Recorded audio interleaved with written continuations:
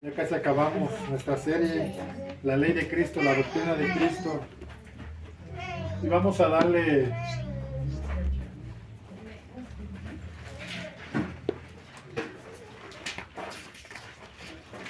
a ver, busquen por favor Mateo 6. A ver, vamos a leer desde Mateo 6, versículo 19 al 34. Amén.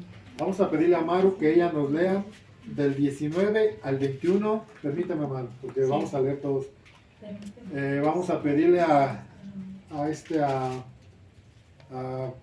Patito que nos lea del 22 al 23. Vamos a pedirle a Carmen que nos lea el 24. Y vamos a pedirle a Kevin que nos lea del 25 al 34. ¿De Mateo qué? Mateo 6. Por favor, así como les estoy diciendo, mal, por favor. Sí. El título dice tesoros en el cielo. No os hagáis tesoros en la tierra, donde la polilla y el orín corrompen, y donde ladrones minan y hurtan, sino haceos tesoros en el cielo, donde ni la polilla ni el orín corrompen, y donde ladrones no minan ni hurtan, porque donde esté vuestro tesoro, ahí también está vuestro corazón. La lámpara del cuerpo. La lámpara del cuerpo es el ojo, así que si tu ojo es bueno, todo tu cuerpo estará lleno de luz, pero si tu ojo es maligno, todo tu cuerpo estará en tinieblas. Así que si la luz que en ti hay es tinieblas, ¿cuántas no serán las mismas tinieblas? Dios y las riquezas. Nadie puede servir a dos amos, pues odiará a uno y amará al otro, será leal al uno y despreciará al otro. No se puede servir a Dios y al dinero. Por tanto os digo, no os afanéis por vuestra vida, que habéis de comer o que habéis de beber, ni por vuestro cuerpo que habéis de vestir. ¿No es la vida más que el alimento y el cuerpo más que el vestido?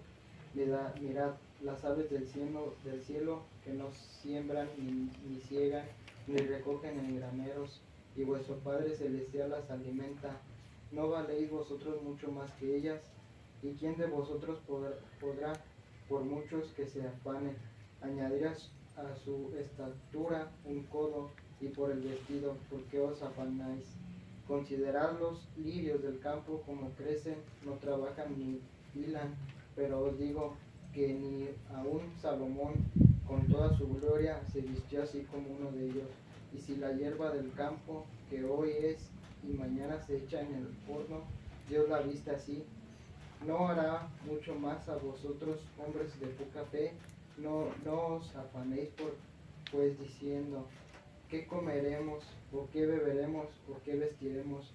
Porque los gentiles buscan todas estas cosas, pero vuestro Padre Celestial sabe que tenéis necesidad de todas estas cosas.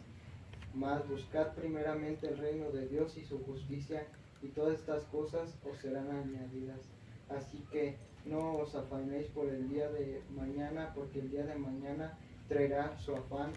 Basta cada día su propio mal. Amén. Hasta ahí. Bueno, seguimos con el tema, la doctrina de Cristo o la ley de Cristo.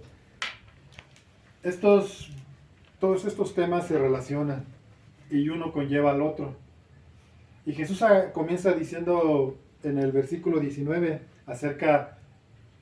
compara nuestras decisiones o nuestras vidas, o más bien nos muestra, nos ilustra que cuando nosotros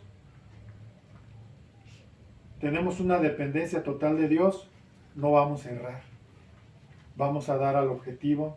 El apóstol Pablo decía, nosotros no somos de los que golpean al aire, no somos de los que corren a la aventura, nosotros somos de aquellos que todo lo hacemos por convicción, no por obligación, no porque nos lo imponen.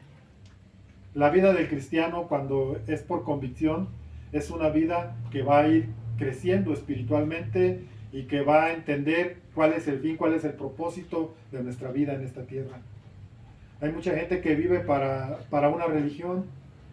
Hay mucha gente que vive para establecer sus propios, digámoslo así, su propio imperio. Pero nosotros no fuimos enviados a establecernos nosotros. Nosotros fuimos enviados a predicar a Cristo y a conocerlo. Entonces, yo quisiera iniciar con este tema. Y lo voy a leer. 19 dice: no hagáis tesoros. ¿En dónde? En la tierra. Donde la polilla y el orín corrompen, y donde ladrones minan y hurtan, sino haced tesoros en el cielo, donde ni la polilla ni el orín corrompen, donde ladrones no minan ni hurtan, porque donde esté vuestro tesoro, allí estará también vuestro corazón. Es claro lo que nuestro Señor Jesús nos está hablando. Él nos está hablando de una verdadera o de un verdadero nacimiento. Él nos está hablando de verdaderamente llegar al verdadero conocimiento que nos hace libres. Él habla de invertir nuestro tiempo, invertir nuestro corazón en algo que nos dará un verdadero, ¿cómo se dice? Retribución. Una verdadera retribución en un tiempo futuro. Mucha gente, como ejemplo, lleva su dinero al banco esperando que ese dinero que ellos llevan al banco les produzca un poquito más. Entonces ellos están invirtiendo en algo que les va a redituar en una ganancia, por decirlo, o en un beneficio. Pero la comparación que hace aquí Jesús es en qué estamos invirtiendo nuestra vida, en dónde estamos invirtiendo nuestras fuerzas, en dónde estamos invirtiendo verdaderamente nuestro corazón. Esto nos va a llevar a entender los demás pasajes que leímos. Cuando nosotros comprendemos esto, el apóstol Pablo hablaba de nuestra ciudadanía, y él hablaba y decía que nuestra ciudadanía no era terrenal, sino nuestra ciudadanía era ¿qué? ¿De dónde es nuestra ciudadanía? Celestial. Celestial. Y aparte decía, no mirando las cosas que se ven, porque todo lo que se ve es temporal, sino mirad aquellas que no se ven. ¿Por qué? Porque esas son eternas. Donde esté vuestro tesoro, allí estará también vuestro corazón. Y a mí me gusta mucho como ejemplo, y para entender un poquito más lo que quiero decir, vamos a leer ahí en Hebreos 11. Aquí nos habla de los héroes de la fe, de hombres que trascendieron en esta tierra, hombres que dejaron huella, que confiaron su vida totalmente a Dios. Y a esto nos llama este versículo, a confiarle nuestra vida a Dios. Es la mejor inversión que vamos a hacer, invertir nuestra vida en Dios, confiándole mi corazón a Dios.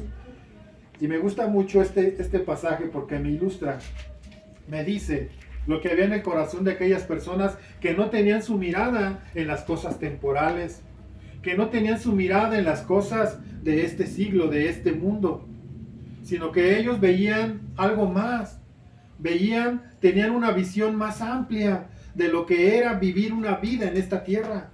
Claro, todos tenemos que vivir en esta tierra porque aquí nacimos y aquí somos. Pero nuestra palabra, la palabra de Dios dice que nuestra inversión no debe de ser en esta tierra, porque todo lo que hay, todo lo que vemos, todo eso es efímero. Todo eso tarde que temprano se va a acabar. Todo esto tarde que temprano se va a corroer. Todo se va a quedar en esta tierra. Todo. Pero hay algo que no se va a quedar. Y es el legado que nosotros dejemos a nuestros hijos o a nuestros contemporáneos. Y miren lo que dice aquí, 11:12. Por lo cual también, de uno, ese ya casi muerto, salieron como las estrellas del cielo en multitud, y como la arena innumerable que está a la orilla del mar. conforme a la fe murieron todos estos sin haber recibido lo prometido, entre comillas, sino mirándolo de lejos y creyéndolo y saludándolo y confesando que eran extranjeros y peregrinos sobre la tierra. Fíjense, porque los que esto dicen claramente dan a entender que buscaban una patria, pues si hubiesen estado pensando en aquella de donde salieron, ciertamente tenían tiempo de volver, pero anhelaban una mejor, esto es, la celestial, por lo cual Dios no se avergüenza de llamarse Dios de ellos, porque les ha preparado una gran ciudad. ¿De quién está hablando aquí? Del pueblo de Dios. Está hablando de Abraham. Está hablando de su descendencia, Abraham, Isaac y Jacob. Dios le da una promesa a Abraham: sal de tu tierra y de tu parentela a la tierra que yo te mostraré.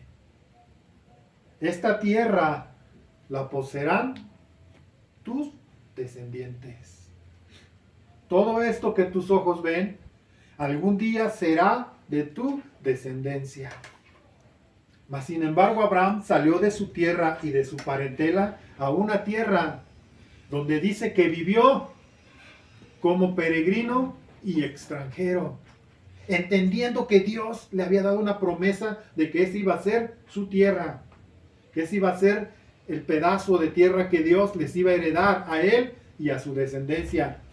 Pero él nunca le dijo a Dios: Dios, necesito la tierra que me prometiste. Su mirada no estaba en lo terrenal. Su mirada no estaba en lo que iba a poseer. Su mirada estaba puesta en el Dios de verdad. Y él miraba hacia el horizonte y él veía que su promesa era para esta vida, pero él buscaba una promesa para la vida venidera. Y él estaba poniendo su mirada, ¿dónde? Un poco más allá de nuestros ojos. Cuando salió con Lot y hubo un altercado entre Lot entre los pastores de Lot y los pastores de Abraham, llegaron a un acuerdo: es mejor que nos separemos, ve a la tierra que tú quieras. Y Lot buscó toda la delta del río Jordán. Vio que era un lugar para poder sobrevivir y se fue. Mas sin embargo Abraham se fue a las llanuras, se fue a un lugar diferente.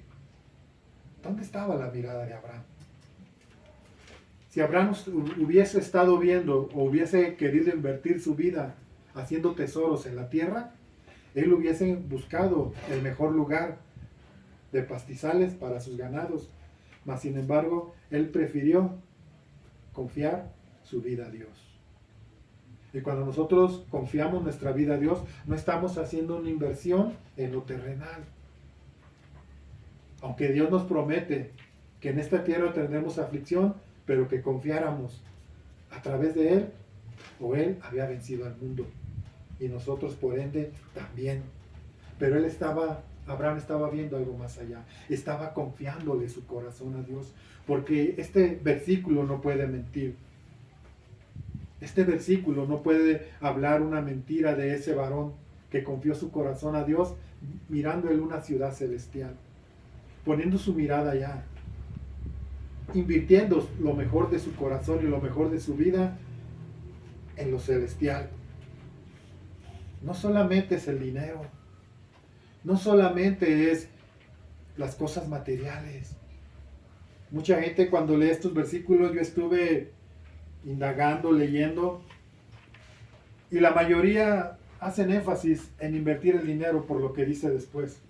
Pero no está hablando solamente de invertir el dinero, está hablando de invertir tu vida. Y lo vuelvo a repetir. Porque si Dios tiene tu corazón, va a tener todo. Si tú le entregas tu corazón a Dios verdaderamente, Si tú has decidido buscar y seguir a Dios, Dios tendrá todo lo que hay en ti. Él será el dueño de todo lo que tú seas. Abraham era un hombre inmensamente rico, pero jamás le pidió a Dios riqueza, jamás le dijo a Dios, Dios, si yo te voy a seguir, tú me vas a dar prosperidad. Simplemente él salió de su tierra y de su parentela.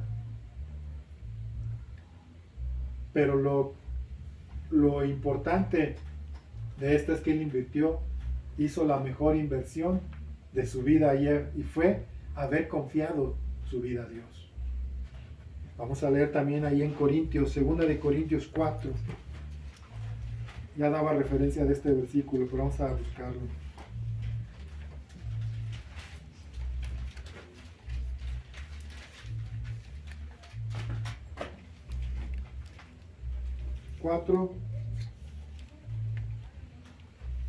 Del 16 al 18. Miren lo que dice.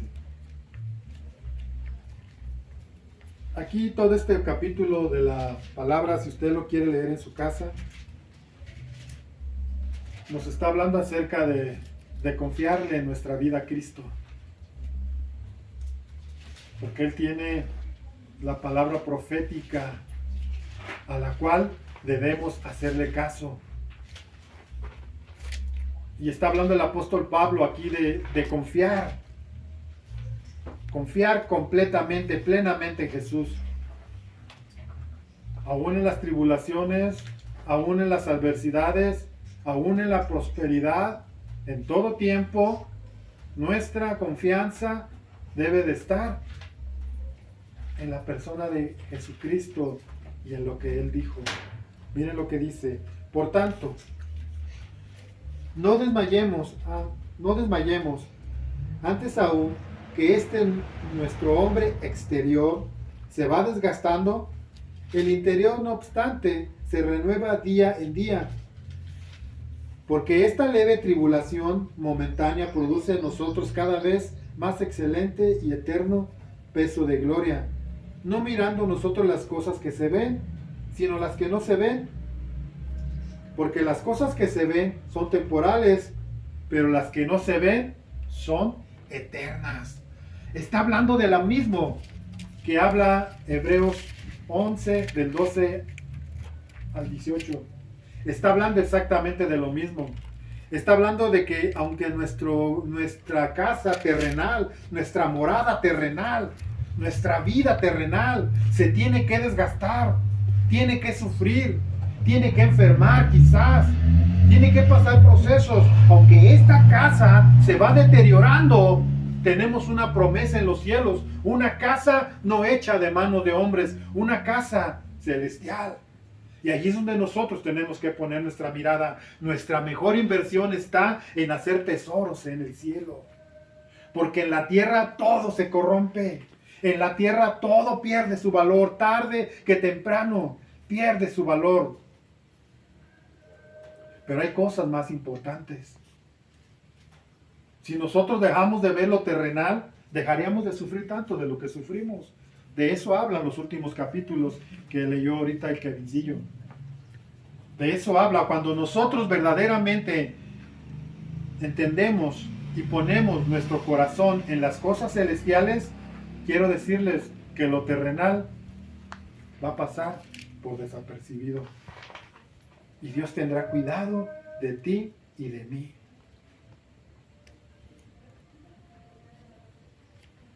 Entonces, este cuerpo se tiene que deteriorar, se va a corromper, en el sentido de que se erosiona, se oxida. Ya no yo no soy el mismo de hace 20 años.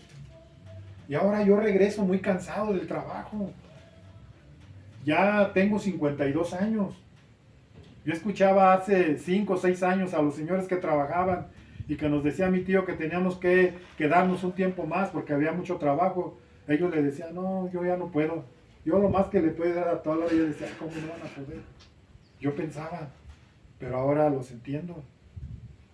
Entonces, nuestro cuerpo se va a deteriorar. Pero nosotros tenemos una casa, una habitación celestial. Tenemos preparado un cuerpo glorificado, el cual nos va a dar Dios cuando seamos transformados en un abrir y cerrar de ojos. Ese cuerpo no se va a erosionar, ese cuerpo ya no se va a oxidar, ese cuerpo no se va a corromper, ese cuerpo estará vigente para Dios. Todo lo que vivamos en esta tierra, la palabra de Dios dice que es vanidad. Pero si ponemos nuestro corazón en lo celestial, allí estará nuestro tesoro. Regresamos otra vez a Mateo.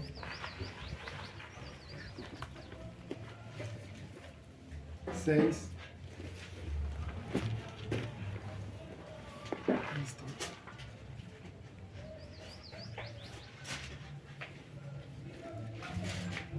Ahora vamos a leer el 22. Cuando nosotros tenemos un nuevo nacimiento, porque aquí está hablando también de esto, Jesús le dice a Nicodemo, no puedes ver ni puedes entrar al reino de los cielos si no naces de nuevo. Y el nuevo nacimiento es una vida transformada, una vida renovada, una vida guiada por Dios a través de su Espíritu, una vida donde estamos teniendo como evidencia ya los frutos de un verdadero nacimiento. Y los frutos de un verdadero nacimiento son evidentes. Entonces Dios nos llama a tener fruto. Después de hacer la elección correcta, después de confiar mi vida y mi corazón a Dios, después de poner mi mirada en las cosas celestiales, después de esto tiene que haber una expresión, o tiene que haber un resultado de, y el resultado de tiene que ver con lo que yo soy. Culmina este pasaje que acabamos de leer, porque donde esté vuestro tesoro, allí también estará vuestro corazón. ¿Quién de aquí puede engañar a Dios? ¿Quién de aquí puede engañar o nos podemos engañar a nosotros mismos? Quizás a nosotros mismos sí, pero aún así podríamos dar una cara que no es la que yo vivo. Entonces debe haber el reflejo de lo que yo elegí. ¿Cuál era la expresión o cuál era la evidencia de que Abraham había decidido confiarle su vida a Dios? ¿Cuál era? ¿Cuál fue la evidencia? Dios lo llamó su amigo, porque fue justificado por la fe. Era un hombre de fe. Eso es lo que veíamos en Abraham. Fue un hombre que se equivocó, sí, porque tenía un cuerpo corruptible. Se equivocó, sí. Tú te vas a equivocar, sí. O te has equivocado, sí. Pero tenemos que poner nuestra mirada en lo correcto. ¿Cuál era la principal evidencia? Un hombre de fe. Un hombre ya casi muerto. Un hombre que le creyó a Dios y le fue contado por justicia. ¿Es evidente, sí o no? ¿Es un ejemplo, sí o no? Claro que lo es. Ahora pasamos a lo segundo. Miren lo que dice. La lámpara del cuerpo, ¿qué es? Tu ojo. Así que si tu ojo es bueno, todo tu cuerpo está lleno de luz. Pero si tu ojo es maligno, todo tu cuerpo está en tinieblas. Así que si la luz que en ti hay es tinieblas, ¿cuánto no serán las mismas tinieblas?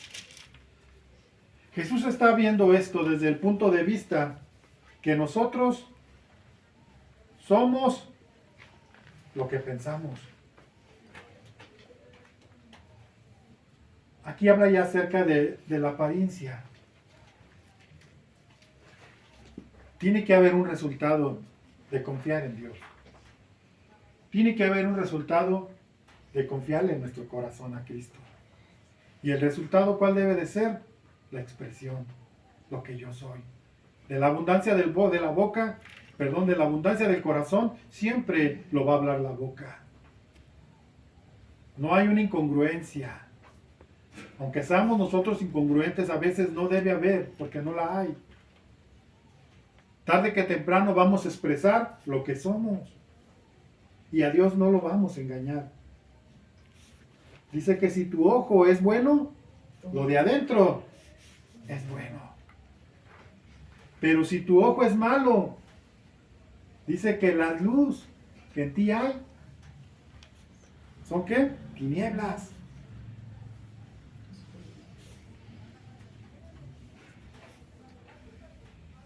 Ahora, vamos a ver ahí en Proverbios 23.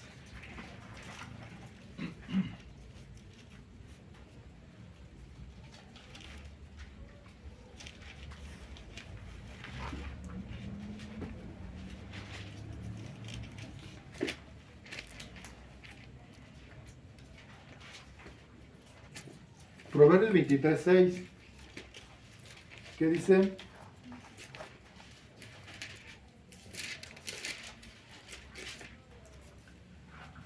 Dice, no comáis pan con el avaro, ni codicéis sus manjares, porque cuál es su pensamiento en su corazón, tal que, tal es él.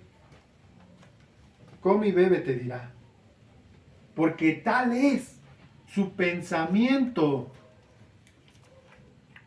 tal es él. Todos expresamos lo que somos.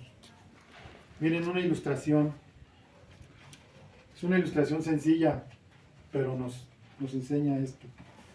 Así que una mujer, iba un hombre en su carro y llegó a un semáforo. Y al llegar al semáforo se puso en amarillo y el hombre por precaución paró. Y dejó libre el espacio peatonal y la gente comenzó a pasar. Pero detrás de él venía una mujer. Yo creo iba a su trabajo tarde o iba enojada, no sé, y comenzó a pitarle que podía avanzar y le pitaba y le pitaba. Y no solo eso, sino que sacó su cabeza y comenzó a gritarle cosas al Señor, insultos. Entonces dice que por atrás llegó una patrulla y le dijo a la mujer que le invitaba a salir de la patrulla. Y sin más, la esposaron y se la llevaron. Ya cuando estaban allá, investigaron todo y llegó el policía y le dijo, señora, una disculpa, hubo una equivocación. Dice, pensábamos que este carro usted lo había robado o era robado. Y la señora se quedó. Dice, ¿sabe por qué? Porque su carro tiene un letrero que dice, confía en Cristo. También tiene unas letras, pero tiene una insignia que es el pescadito. Y nosotros pensábamos que este carro no era de usted. Entonces puede haber una incongruencia. Nosotros podemos tener un título de cristiano, podemos tener en nuestro carro insignias de que somos de Cristo, pero lo que nosotros hablamos es lo que somos. Lo que nosotros expresamos es lo que yo soy. No es lo que yo pueda tener a mi alrededor. No es el haber adoptado yo una Biblia o unas letras que yo puse por ahí para identificarme a mí mismo. No. Tiene que ver con lo que yo soy en mi interior. De esto hablaba. Esto era lo que Jesús nos quería enseñar. No debe haber una incongruencia en nosotros. Fíjense. Marcos 11, de 12 al 14, si alguien lo busca, por favor. Marcos. Fíjense de qué nos va a hablar, de algo que ya conocemos y que ya hemos leído otras veces y que ya sabemos. Marcos 12, perdón, Marcos 11, perdón, es de 2 al 4. Déjame ver si sigo apuntando. ¿Mande?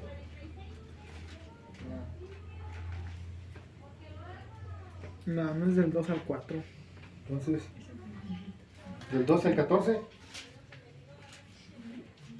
Ahí es donde la higuera estéril. Sí, ese mero. Sí, es del 12 al 14. Alguien le habla, por favor. Dice, a la mañana siguiente, cuando salían de Betania, Jesús tuvo hambre. Vio que a cierta distancia había una higuera frondosa, así que se acercó para ver si encontraba higos, pero solo tenía hojas porque aún no había comenzado la temporada de los higos. Entonces Jesús dijo al árbol, que nadie jamás vuelva a comer tu fruto, y los discípulos lo oyeron. Esta era una higuera. ¿Y la higuera era qué? Estéril. No, la higuera era frondosa. Ah, ¿Qué es frondosa? Estaba bonita. ¿Tenía una bonita qué? Apariencia. Tenía una bonita apariencia. Era una higuera que tendría que producir frutos. Pero Jesús fue a buscar fruto en un tiempo que no debía de haber fruto según la naturaleza de esa higuera. Pero según lo que yo investigo y lo que yo entiendo, es que las higueras, algunas producían su fruto antes de tiempo. Y Jesús esperaba encontrar fruto. Y no lo encontró. Lo único que encontró fue apariencia. Y la higuera, para los hebreos o para los judíos, representa la vida del ser humano. Representa una vida que lleva fruto de Dios. Ahora vamos a leer lo que dice el 20 y 21. Ujú. ¿Qué dice? A la mañana siguiente, al pasar junto a la higuera que él había maldecido, los discípulos notaron que se había marchitado desde la raíz. Pero Pedro recordó lo que Jesús había dicho al árbol el día anterior y exclamó, mira, Rabí, la higuera que maldijiste se marchitó y murió. Entonces Jesús dijo a los discípulos, tengan fe en Dios, les digo la verdad, ustedes pueden decir esta montaña, levántate y échate al mar y sucederá, pero deben creer de verdad que ocurrirá y no tener ninguna duda en el corazón. Entonces vemos aquí claramente como una ilustración, como una manera de entender que nosotros podemos a veces aparentar. Yo pudiese aparentar algo que no soy. Pero al momento de llevar el fruto es lo que va a hacer la diferencia. Cuando no hay fruto, es pura apariencia. Y no tenemos que ser apariencia nosotros. Nosotros tenemos que ser personas que llevan fruto.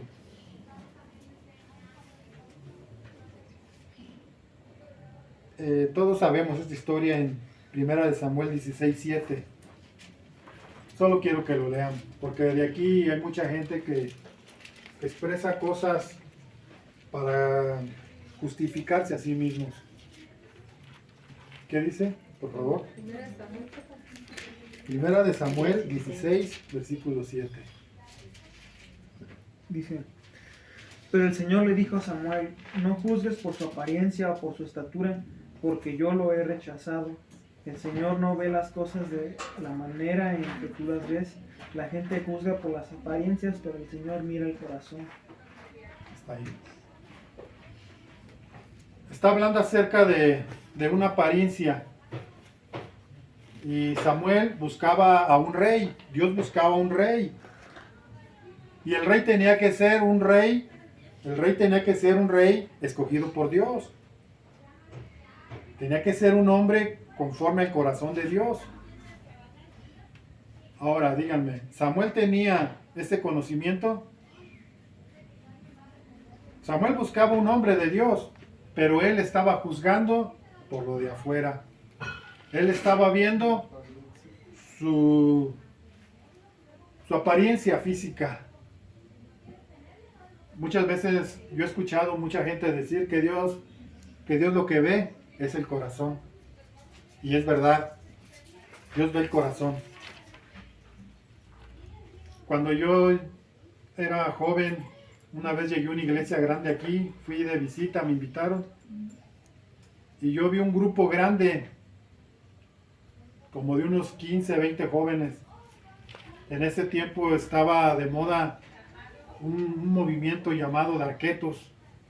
No sé si se acuerdan bueno, todos ustedes son muy jóvenes, pero Algunos nos acordamos de este movimiento de los darquetos, chavos vestidos de negro, con los ojos pintados de la cara pintada de blanco.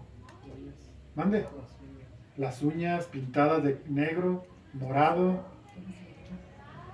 Y se vestían de esa manera porque querían expresar lo que ellos eran por dentro, ¿sí o no? Que era lo que ellos expresaban, lo que tenían en su corazón.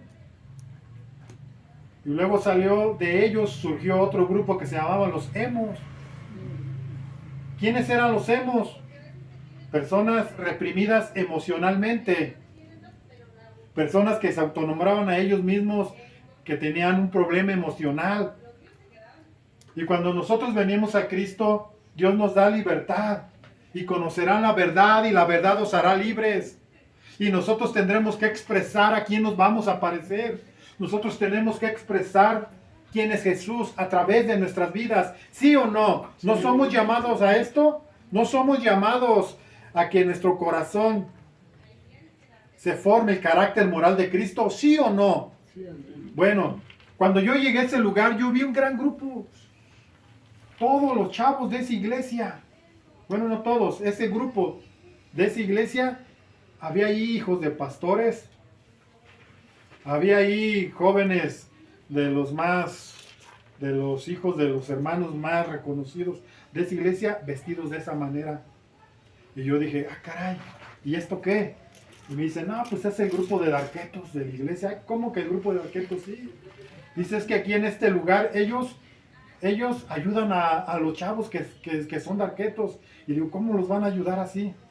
O sea, ¿cómo un ciego puede guiar a otro ciego? Les digo ahora qué pasó. Esos jóvenes que en ese entonces eran darquetos de esa iglesia, ahora muchos de ellos son líderes. Son líderes todos tatuados hasta acá abajo. Algunos de ellos casados 2 o 3 veces por el pastor de esa iglesia. Algunos de ellos con el pelo largo. ¿Por qué? Porque no nacieron de nuevo, porque no estaban expresando el haber conocido verdaderamente a Dios, porque si ellos hubiesen conocido verdaderamente a Dios, ellos estarían expresando a Jesucristo. Y Dios es un Dios de orden. Bueno, ya me estoy quedando pelón y a veces me gusta dejarme la barba, pero esto no quiere decir que yo quiero ganar a los pelones barbones, ¿no? Por mi apariencia, pues, es lo que quiero decir. Sí los quiero ganar, que bueno, yo no, ganarlos yo no, sino predicarles a Cristo y que vengan a Cristo por su decisión. Eso es lo que yo deseo, pero lo que quiero llegar es, Dios ve el corazón, sí, Dios ve el corazón, pero Dios siempre comienza por dentro. Y cuando Dios comienza por dentro, el reflejo es afuera. Eso es obvio. Yo puedo ver una jovencita venir al conocimiento de Cristo siendo una mujer que viste de una manera no adecuada. Pero cuando ella es convencida por el Espíritu de Dios de que debe vivir una vida diferente, de que debe de vivir una vida nueva, ella comienza a vestirse con pudor. ¿Quién lo hizo? ¿Lo hizo el pastor? Lo hizo su convicción con Dios. Y ellos comienzan a cambiar. Ellos comienzan a vestir de otra manera. Ellos comienzan a ver que Dios está haciendo algo dentro de su interior y tiene que ser reflejado al exterior. No podemos decir, es que Dios conoce mi corazón. Pues sí, Dios te conoce. Y lo que tú expresas, eso es lo que aún eres. Así que tenemos que tener mucho cuidado. Porque yo puedo confiar mi vida a Dios, o puedo decir que confío mi vida a Dios, pero mi vida sigue siendo esa vida llena de tantas cosas que son desagradables a Dios. Pero si yo confío mi vida en Dios como lo hizo Abraham, debe haber una referencia, o debe haber ¿cómo podríamos decir? Un fruto, una evidencia de que estoy confiando en Dios. Y luego sigue Dios y las riquezas. ¿Alguien le habla, por favor? Mateo 6. 24. Léelo otra vez, por favor, Carmen. Nadie puede servir a dos amos, pues odiará a uno y amará al otro, será leal a uno y despreciará al otro. No se puede servir a Dios y al dinero. Aquí ya hace una especificación. Hay mucha gente que vive esta vida para hacerse su fortuna. Hay gente que solamente piensa en eso. Y miren lo que dice aquí en Proverbios 23. Aquí donde estábamos hace rato. Me gusta este proverbio.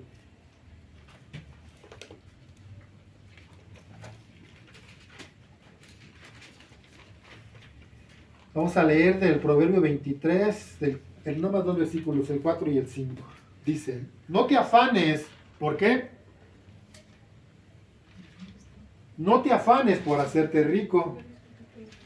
Sé prudente y desiste.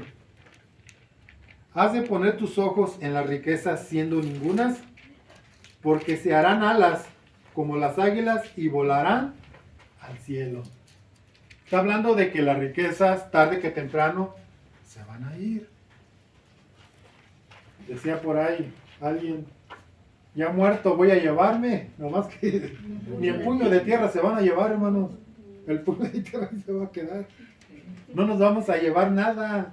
Decía Job, desnudo salí del vientre de mi madre, Y desnudo, desnudo volveré allá. O alguien nació ya con un mameluco bien chido, ¿verdad que no? Nacimos con el traje de Adán. Y ese sí está chido. Nacimos con el traje de Adán. Nacimos sin nada. Y aunque se vistan, que muchos los visten antes de cuando mueren, de todos modos, a donde el destino donde ellos eligieron ir, irán sin ropa.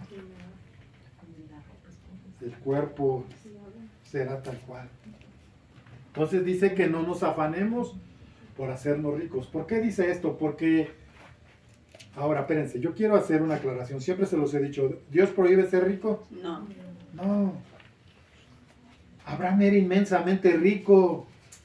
Job era rico y después de haber sido rico, después de haber sido probado, perdió todo, pero Dios le dio el doble. Entonces, ¿qué quiere decir? Que era un hombre próspero, era un hombre prosperado por Dios. Dios no está en contra de esto. Dios está en contra del afán, hacerte rico. De eso sí está en contra. Es que dice, No te afanes, dice. bueno, no, el otro dice, sé lo suficientemente sabio para saber cuándo detenerte. O sea, ¿Sí? Tener control. Pero aquí dice que no podemos servir a dos señores.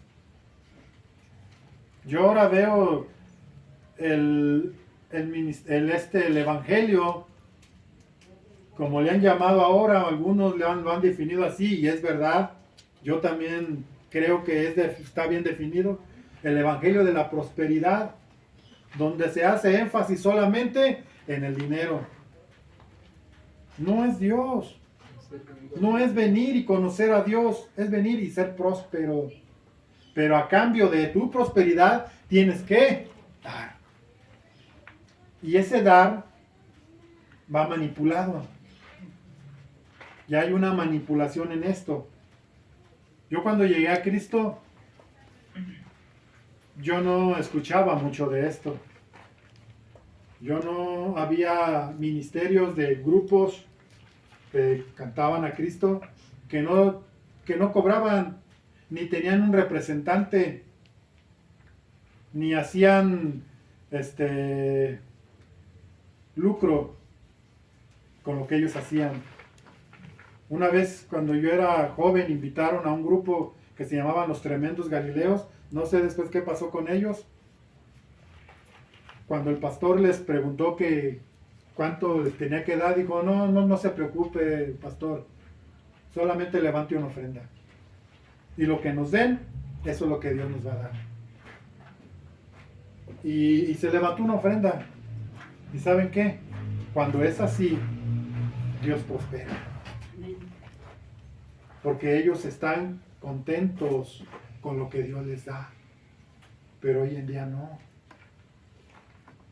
Yo la primera vez que escuché de un cantante cristiano que se volvió muy famoso, no solamente en México, en todo Latinoamérica y todo habla hispana, fui invitado a Costa Rica, a un evento. ¿Saben qué pidió?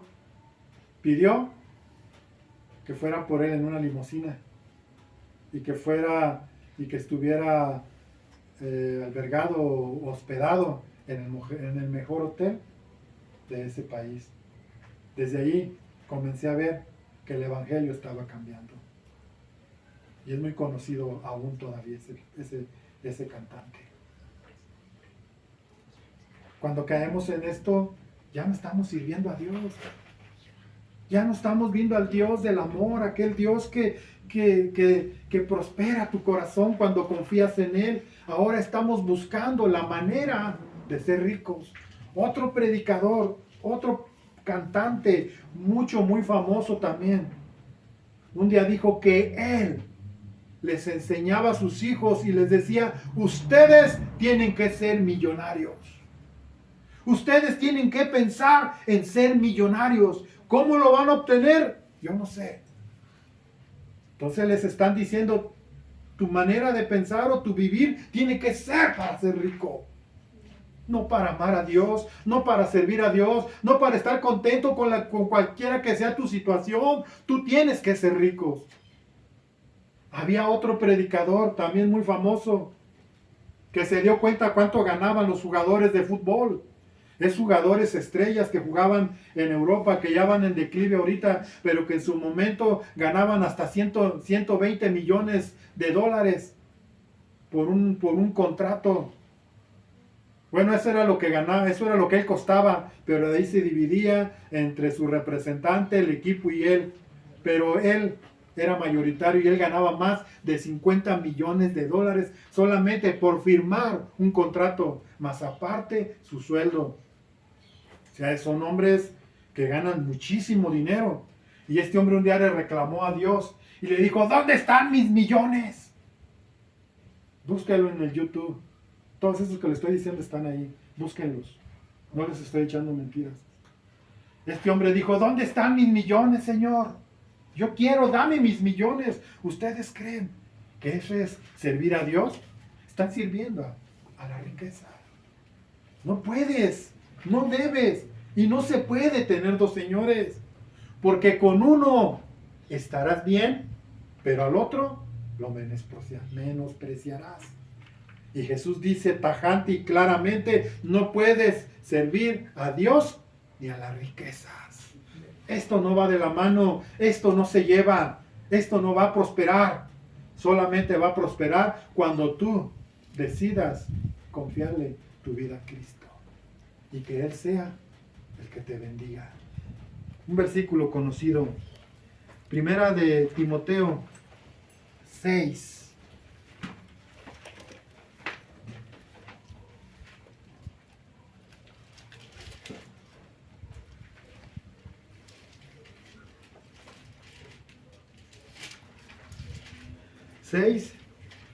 Del 9 al 11.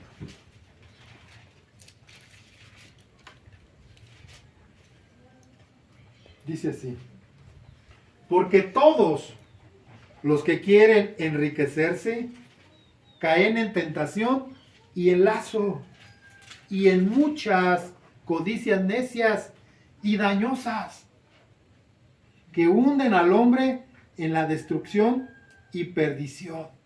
¿Qué hace? Hunde al hombre. Porque a los que quieren enriquecerse caen en tentación y en lazo y en muchas codicias necias y dañosas que hunden al hombre en destrucción y perdición. ¿Por qué? Porque raíz de todos los males es el amor al dinero, al cual, codiciando algunos, se extraviaron de la verdad y fueron traspasados de muchos dolores. 11. Mas tú, oh hombre de Dios, huye de estas cosas y sigue la justicia, la piedad, la fe, el amor, la paciencia y la mansedumbre. y pelea la buena batalla de la fe.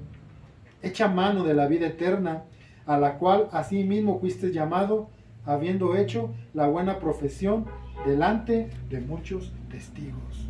Le está diciendo a Timoteo el apóstol Pablo, tú no pienses así. Tú sigue adelante en la profesión, en lo que has profesado, en lo que crees, en lo que eres. Porque hay muchos testigos que te oyeron y hay ojos que te están viendo. Entonces, no puedes servir a dos amos. Todos los que quieren enriquecerse caen en esto, en tentación y en codicias engañosas que hunden al hombre en perdición. ¿Por qué? Porque el amar al dinero es la raíz de todos los problemas. De todos. Aquí dice que de todos. Porque el dinero, si no proviene de Dios, si no es prosperidad de Dios, te hace daño. Con dinero se compran todos los vicios, con dinero se compran todos los lujos, con dinero se pueden comprar todas las vanidades de esta vida. Y cuando nosotros somos vanos, ya no está el amor de Cristo. Entonces no podemos servir a los señores. Y por último, ¿qué dice? En el último versículo, que es el más largo, pero vamos a leerlo ya para terminar. Mateo.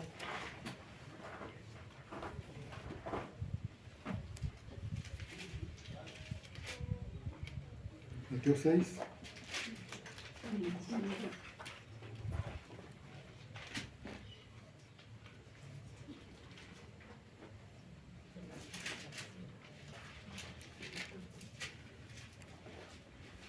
Dice, por tanto os digo, no os afanéis por vuestra vida que habéis de comer o que habéis de beber, ni por vuestro cuerpo que habéis de vestir. ¿No es la vida más que el alimento y el cuerpo más que el vestido? Mira las aves del cielo, que no trabajan, ni siembran, ni ciegan, ni recogen en graneros, y vuestro Padre Celestial las alimenta. ¿No valéis vosotros mucho más que ellas? ¿Y quién de vosotros podrá, por mucho que se afane, añadir a su estatura un codo? Y por el vestido, ¿por qué te afanas? Considera los lirios del campo, cómo crecen, no trabajan ni hilan. Pero os digo que ni aun Salomón con toda su gloria se vistió como uno de ellos. Y si la hierba del campo que hoy es y mañana es echada en el fuego, Dios la viste así, ¿no hará mucho más a vosotros, hombres de poca fe? No os afanéis pues diciendo qué comeremos o qué beberemos o qué vestiremos, porque los gentiles buscan todas estas cosas, pero vuestro Padre Celestial sabe que tenéis necesidad de todas estas cosas. 33. Mas buscad primeramente el reino de Dios y su justicia, y todas estas cosas os serán añadidas. Así que no te afanes por el día de mañana, porque el día de mañana traerá su propio afán. Basta cada día su propio mal. La culminación de estos versículos está en el 33. Mas buscad. ¿Qué debemos buscar primero? ¿Qué es lo más importante? ¿Qué es lo que nos rige? Esta es la evidencia de que yo invertí mi corazón en Cristo. Es buscar el reino de Dios. ¿Y qué? Y su justicia. Cuando habla de buscar el reino de Dios, es que la justicia es una evidencia de que yo estoy en el reino de Dios. Pero también habla del afán y la ansiedad. ¿Qué es afanarse? ¿Qué es un afán? Un afán es preocuparse por algo. O dedicarle mucho tiempo a algo. Claro que sí. Eso es un afán. ¿Y qué nos dice la palabra acerca de esto? Proverbios, no, ya lo leímos. Timoteo 6, de 6 al 8. Me gusta este versículo. Primera Timoteo 6. Volvemos a ese mismo capítulo. Esto antecede a lo que acabamos de leer, del amor al dinero.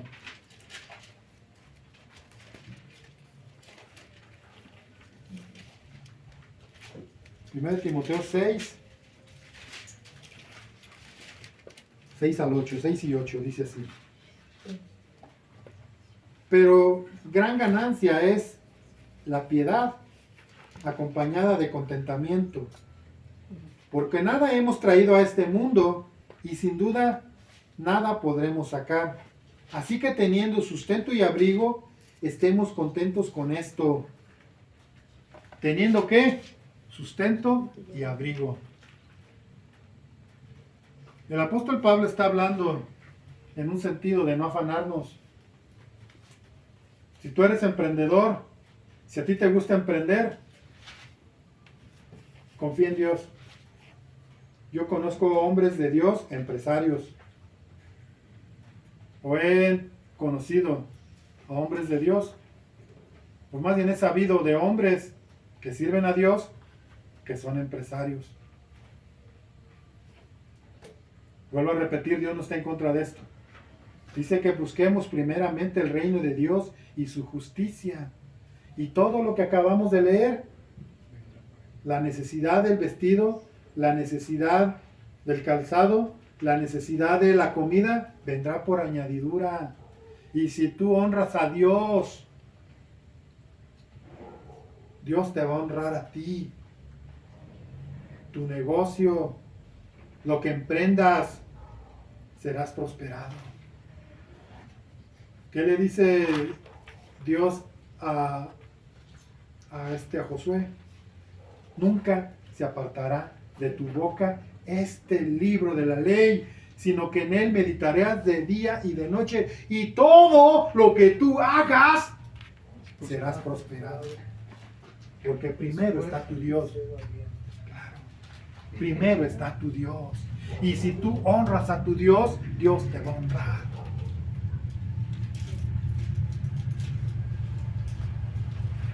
El apóstol Pablo le dice a Timoteo, nada hemos traído a este mundo y sin duda nada nos llevaremos. Está contento con sustento y abrigo. Le está hablando a un predicador, entiéndanlo. Le está hablando a un pastor. Como les dije antes, esos pastores son prósperos porque pues invirtieron o recibieron una herencia de sus padres en eso, ya una fábrica o no sé, o la empezaron. Pero aquí está hablando de un predicador. Y un predicador tiene que vivir por fe.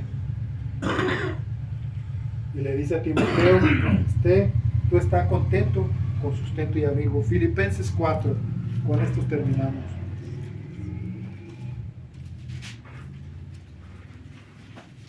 Primero vamos a leer Filipenses 4, del 6 al 8.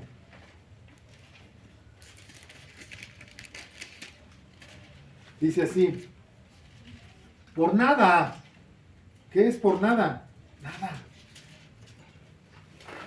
Por nada estéis afanosos, sino sean conocidas vuestras peticiones delante de Dios en oración y ruego y en acción de gracias.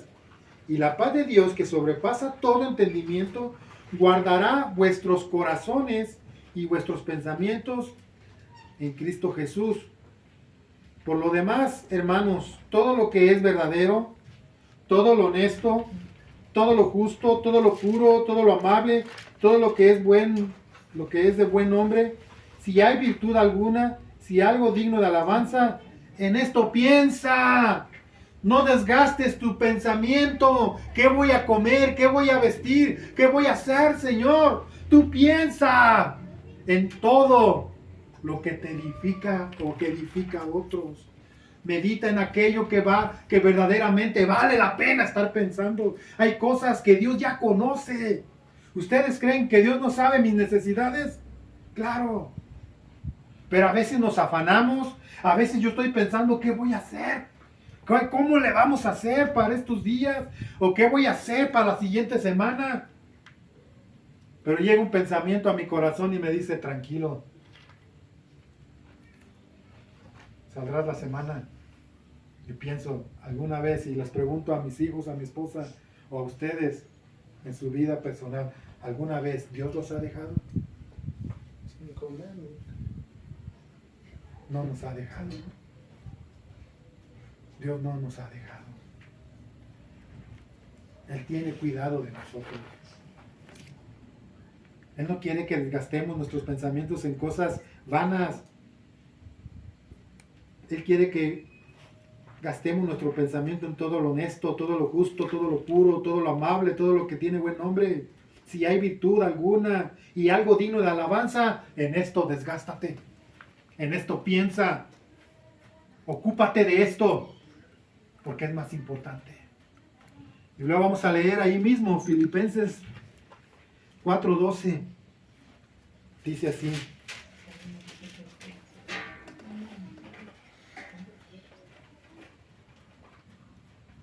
Dice, no lo digo porque yo tenga escasez, pues he aprendido a contentarme. ¿Qué hacía el apóstol Pablo?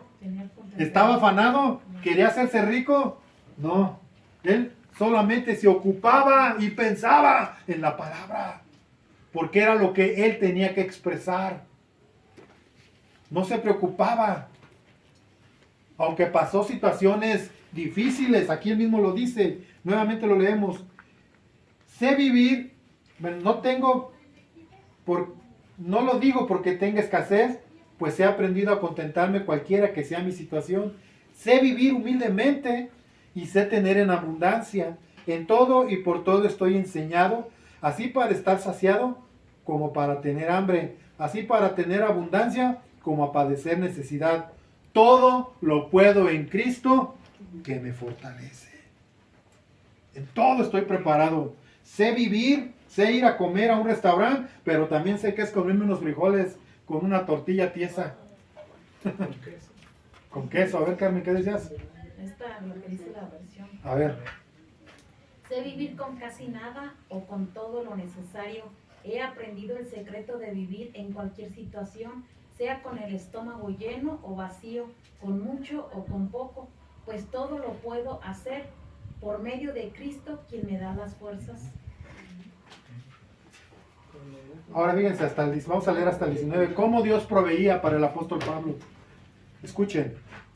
Sin embargo, bien hicisteis en participar conmigo en mi tribulación. Y sabéis también vosotros, oh filipenses, que al principio de la predicación del Evangelio, cuando partí de Macedonia, ninguna iglesia participó conmigo en la razón de dar y recibir, sino solo ustedes. Pues a una Tesalónica me enviaste una y otra vez para mis necesidades. No es que busque dádivas, sino que busco fruto que abunde en vuestra cuenta. Pero todo lo que he recibido y tengo en abundancia, estoy lleno, habiendo recibido de Epafrodito lo que enviasteis, olor fragante y sacrificio acepto, agradable a Dios. Mi Dios, pues, suplirá todo que os falte conforme a sus riquezas en gloria en Cristo Jesús. ¿Qué va a hacer Dios? Mi Dios, pues, ¿qué dice? Suplirá. ¿Qué es suplir? Cubrir la necesidad. Cubrir la necesidad. Dios cubrirá tu necesidad de todo lo que necesites. Pero debe haber esta condición. Dios no se queda con nada. O sea, el apóstol Pablo lo aclara. Yo sé vivir, decía esa versión, con el estómago vacío, o casi vacío, o con el estómago lleno. Esto no me quita el sueño, porque mi confianza no está en lo terrenal, sino en lo celestial. Qué hermoso el libro de Filipenses, la epístola a los Filipenses. Léanla completamente. Aquí habla del interior, de la expresión de lo que era el apóstol Pablo en su interior. Porque esta carta culmina diciendo que él está por entregar su cuerpo. Y él prosigue al blanco. ¿Él hacia dónde va? Hacia la presencia de Cristo. Tiene la seguridad de que todo lo que en esta tierra sufrió, allá tendrá una casa celestial. Hermano, ponga su mirada allá. Aquí habrá aflicción para muchos, para otros quizás de otra manera. para muchos económicamente, para otros de otras maneras, pero habla aflicción, pero confíen. Hemos vencido al mundo a través de Cristo. Pero mi ciudadanía no está aquí, está en lo celestial. Cierre sus ojos.